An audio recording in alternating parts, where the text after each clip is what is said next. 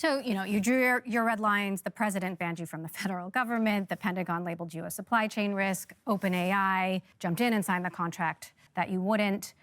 What does winning this fight actually look like? I don't think there's any winning this fight for a private company. How can a researcher who started his career studying biophysics and cancer at Stanford become the head of an artificial intelligence company capable of opposing the requests of the United States government? This is not the classic parable of an entrepreneur focused solely on profits, but the story of a deep divergence of views.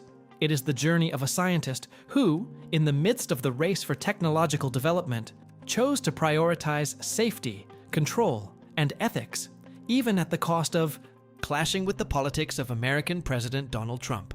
While his now rival Sam Altman staked everything on mass distribution, Dario Amodei chose a completely different path, that of prudence and regulatory guardrails. And when the Pentagon demanded unlimited access to his systems for military purposes and population control, his response was a clear and firm refusal. This is Venture, and today we analyze the story of Dario Amodei and Anthropic. A Silicon Valley manager. An Italian-American, he graduated with a degree in physics from Stanford, but his initial interest turned toward medical research to concretely help people. He obtained a PhD in biophysics and computational neuroscience from Princeton University, where he studied the neurological functioning of human vision. Precisely during his years at Princeton, Amodei clashed with the technical limits of the era.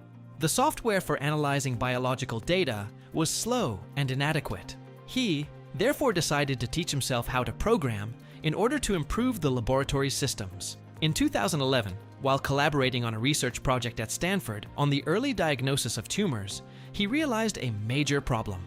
The volume of data to analyze was so enormous that without autonomous and intelligent software, medical research risked being stalled for decades. He understood that to make medicine advance, it was first necessary to make a leap forward in computer science and data management. This prompted him to change sectors. In 2014, he applied for the Artificial Intelligence project at Baidu, the main Chinese search engine, where he was hired thanks to his programming skills. The following year, he moved to Google Brain, Alphabet's division dedicated to AI development. His career was solid and his compensation was very high, but Amodei began to fear that the profit logics of large corporations could overshadow the attention given to the social impact of technology. In 2016, he received a proposal from Elon Musk and Sam Altman to launch OpenAI, which at the time was founded as a non-profit organization with the stated goal of developing artificial intelligence for the common good.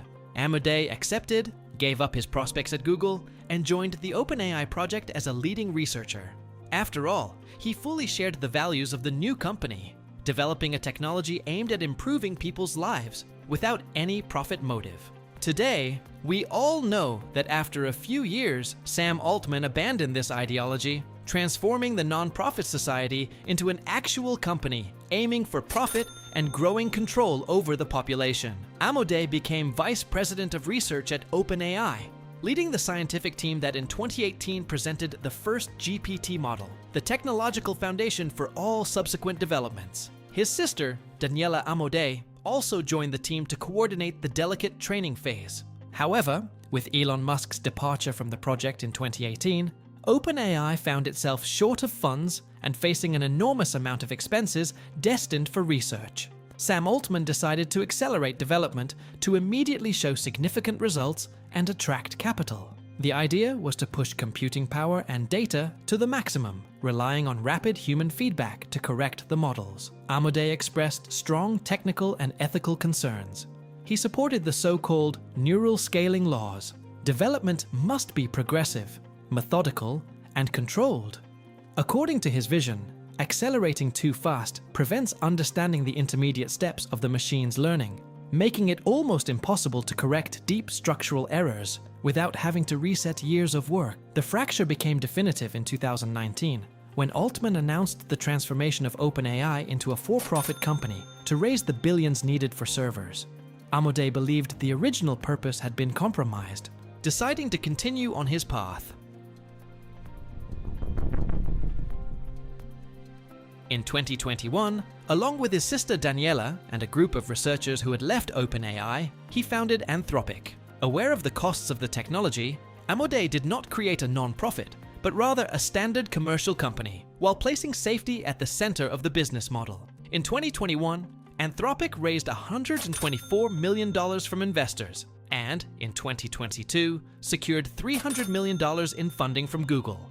Unlike OpenAI, Anthropic initially chose not to target the general public, but to work directly with companies, focusing on programming and specific tasks to reduce margins of error. The core of Amodei's philosophy is constitutional AI. The system is trained following a set of strict ethical principles, inspired by documents like the Universal Declaration of Human Rights.